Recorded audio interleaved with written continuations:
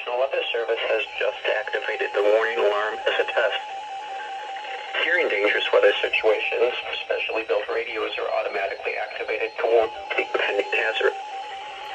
Tests of the warning alarm tone are normally conducted at this time every Wednesday between 11 a.m. and noon.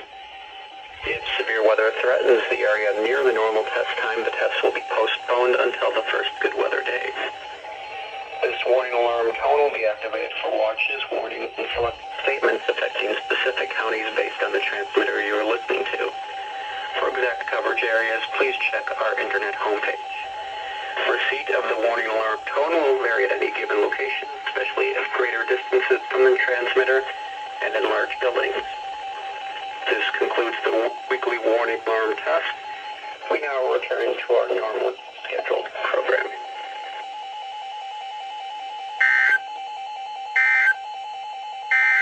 Taking